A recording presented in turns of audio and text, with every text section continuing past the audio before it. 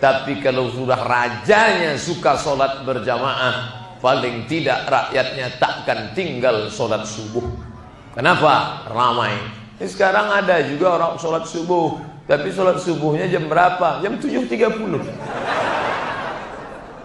Setiap pertanyaan yang masuk ke HP, ke WhatsApp, tak pernah saya jawab kalau pertanyaannya, Ustaz, kalau bangun jam 7 masih boleh nggak sholat subuh? Sekali pun tak pernah saya jawab. Tuh apa dijawab orang model begini? Allah aja dia mainkan, apalagi Ustaz. Bangun 7.30, matikan lampu, tutup jendela, rapatkan gorden. Usolli fardhu subuh rakaatain lillahi ta'ala. Allahu akbar. Dah lambat 7.30 pakai kunut pula tuh. Allahumma bina fi man hadait. Maknya ngintip dari balik pintu. Alhamdulillah ya Allah, anakku sejak hijrah, sejak mendengar pengajian Ustaz Somad ini, sekarang sudah tobat kepada Engkau. Aku menjadi ibunya, merasa bangga ya Allah. Dulu setahu saya anakku ini sholat subuh saja, tapi setelah tahun baru hijrah nih ya Allah, sholat duhanya pun pakai kunut.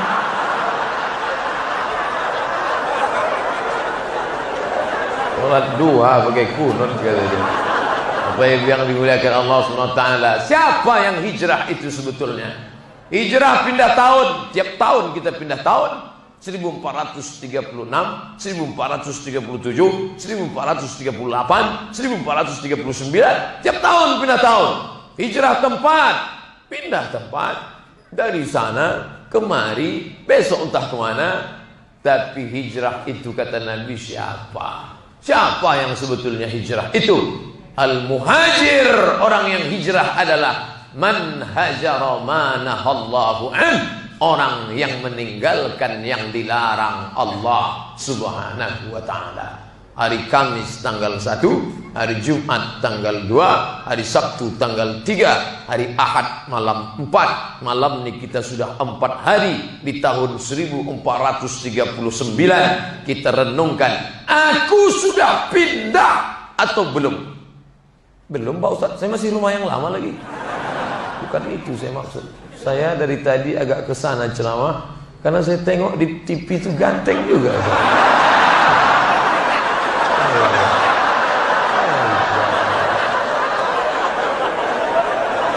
Wal muhajir, orang yang hijrah itu adalah man hajara ma nahallahu an, yang selama ini masih suka membicarakan aib orang. Beli kangkung 1 ikat, ngobrolnya 1 jam.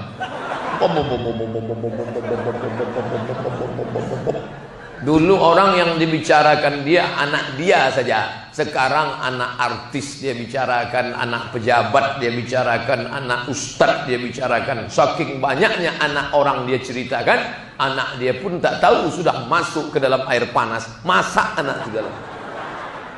Asik membicarakan aib orang lain.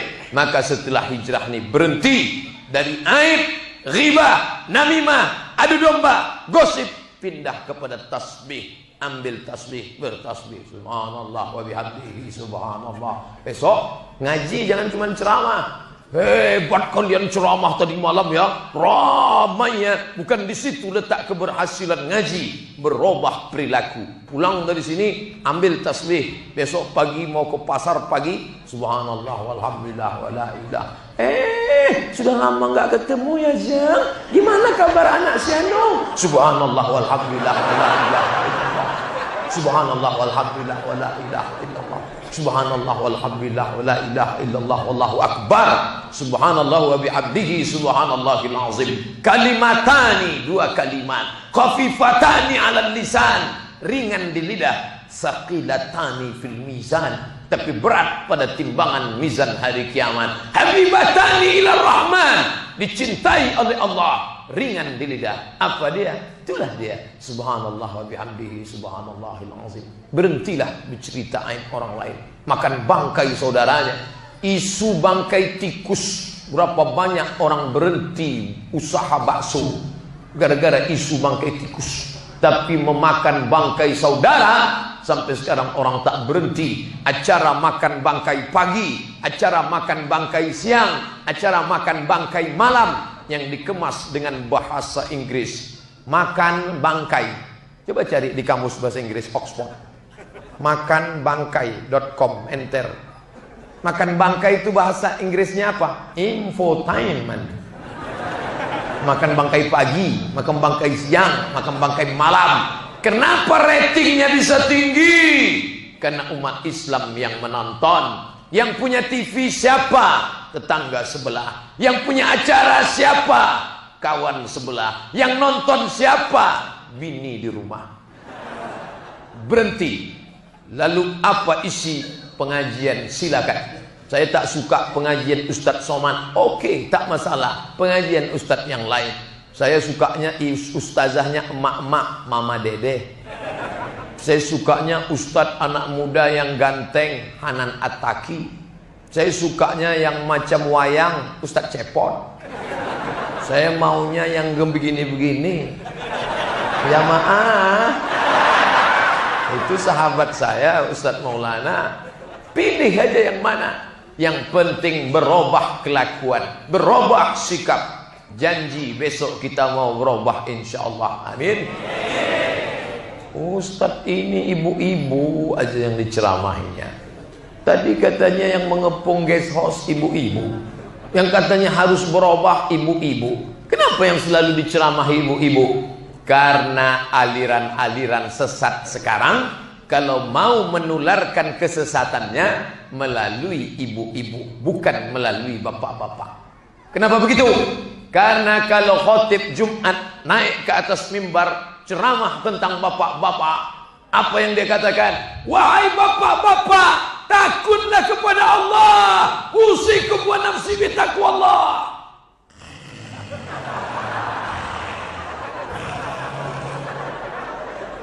Yang 100 di masjid itu, yang bisa membawa cerita itu pulang lengkap ke rumah 50.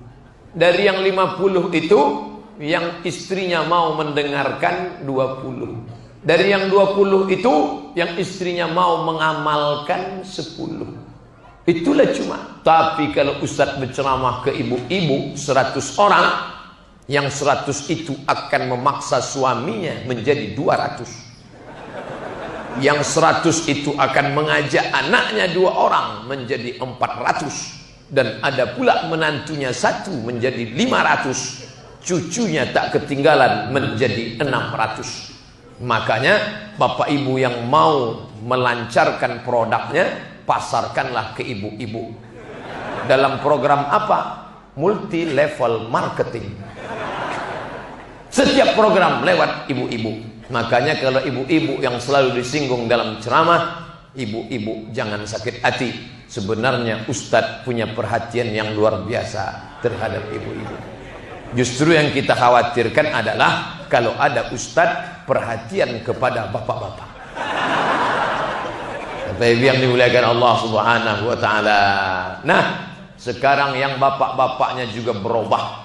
Kalau sebelum ini bapak kasar, wajahnya beringas, mulailah tabassumika fi wajhi akhika sadaqah. Senyummu ke wajah saudaramu sedekah. Senyumlah. Makanya kalau yang bisa bersedekah, sedekahkan semen, bangun masjid. Yang bisa bersedekah, sedekahkan lampu. Kalau kau tak bisa bersedekah, tabassumika fi wajhi akhika, your smile to your friend is sedekah. Senyummu kepada saudara, teman, sahabatmu sedekah. Tapi jangan senyum ke bini orang, nanti mengamuk lakinya. Kalau mau senyum ke istri sendiri. Banyak orang nih ke bini orang dia senyum, ke bini dia mukanya macam jeruk purut dipijak gajah. Oleh sebab itu maka perempuan itu yang paling dia senang adalah kata-kata yang melunakkan hatinya. Beda sama laki-laki. Kalau laki-laki yang dia ingat itu isi katanya. Kalau perempuan dia tak ingat isinya, tapi yang dia ingat adalah kata-katanya. Perempuan terbuai dengan kata-kata, maka laki-laki bermain dengan kata-kata akhirnya banyaklah perempuan-perempuan yang terbuai dengan kata-kata indah lelaki. Maka Nabi selalu menggunakan kata yang lembut kepada perempuan. Dia tak pernah panggil Aisyah dengan nama Aisyah, tidak. Tapi dia panggil ya Humaira, ahmar, merah. Humaira, wahai yang kulitmu putih kalau kena cahaya matahari kemerahan. Ya Humaira, wahai engkau yang putih kemerahan. Istri mana yang tak senang dipanggil wahai kau yang putih kemerahan, walaupun dia hitam.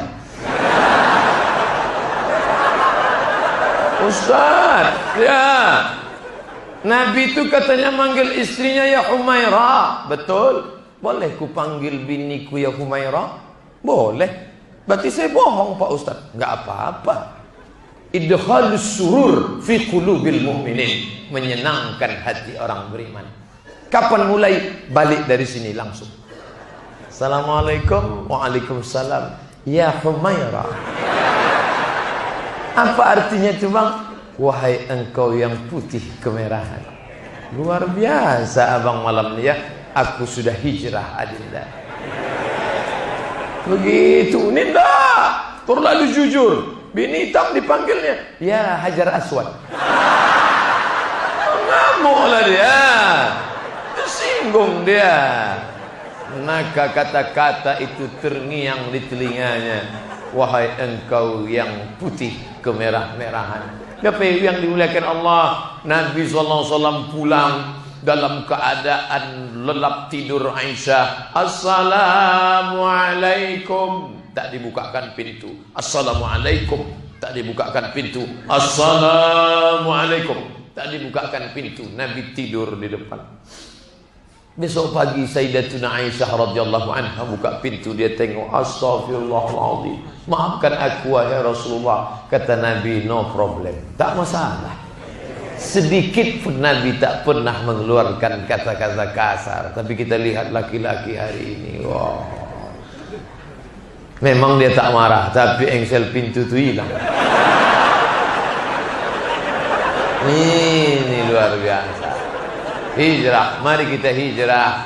Kalau mau nunjukkan keganasan, kalau ada laki-laki di Palembang yang ganas, yang kasar, tolong kita kirim ke Rohingya untuk menghadapi Aung San Suu Kyi, untuk menghadapi teroris tak berbulu bernama Asun Wiratu. Gundul, pejamkan mata, bayangkan kata teroris. Dulu kalau sudah disebut kata teroris, katanya berjenggot, teroris berjubah, teroris bersorban. Ternyata itu semua buatan barat. Allah tunjukkan teroris yang sebenarnya. Ini dia, the real of teroris, true teroris. Siapa dia? Rambutnya tak berbulu, dagunya tak berbulu, bukan sekedar tak berjahit, malah tak bercelana sama sekali. Nih kenyataan, fakta, real, data, nyata. Mereka ingin memadamkan cahaya Islam, ingin memfitnah Islam. Yuriduna yutfi'u nurallah wallahu mutimmu nurihi. Allah sempurnakan cahayanya. Kalian ingin memfitnah orang Islam, Allah tunjukkan secara nyata. Nih dia, Abdul Somad kalian fitnah, Allah bangkitkan secara nyata. Akhirnya Palembang membuka pintu untuk Abdul Somad. Nyata. Ustadz Abdul Somad, mohon maaf ya Ustadz, untuk Ramadan ini Ustadz tidak lagi usah ceramah ke perusahaan kami, karena menurut laporan Ustadz adalah anti NKRI, Ustadz anti kebinekaan. Allah tunjukkan yang memfitnah-fitnah ini tak betul. Hari ini gua keluar gambar Abdul Somad disandingkan dengan Jenderal Sudirman. Baru mereka tahu. Disangkanya Abdul Somad ini mirip Komandan Kodim apa? Jenderal bintang 5. Baru dia tahu. Saya pun baru tahu sekarang saya mirip Jenderal Sudirman. Makin pede aja saya ceramah. Assalamualaikum. Jangan fitnah-fitnah orang. Islam mengajarkan tabayyun, klarifikasi. Maka bapak-bapak, tampilkanlah wajah yang ramah, yang senyum. Saya termasuk laki-laki yang susah senyum. Setiap berfoto, senyumlah Pak Ustaz. Senyumlah Pak Ustaz. Akhirnya sekarang kalau foto, senyum aja saya. Dah. Apa maknanya? Ada perubahan. Semua bisa berubah. Aku tak bisa berubah. Satu-satunya yang tak bisa berubah nih, bunga plastik. Lain daripada itu bisa berubah. Semuanya mengalami perubahan. Mari kita berhijrah. Dalam kurung, mari kita berubah. Badan Dakwah Islam RU 3. Apa artinya? Mana saya tahu.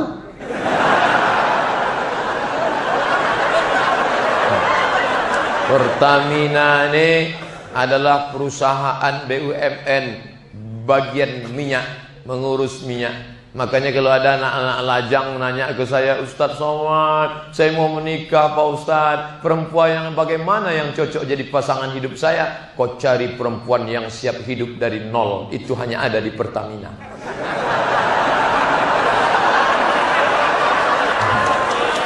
Mana ada perempuan lain siap susah? Perempuan lain cobalah tanya, maukah engkau hidup mengawaliku dari nol? Sorry ya bang, tapi di Pertamina mereka yang ngomong ke kita dari nol ya bang. Hebatnya.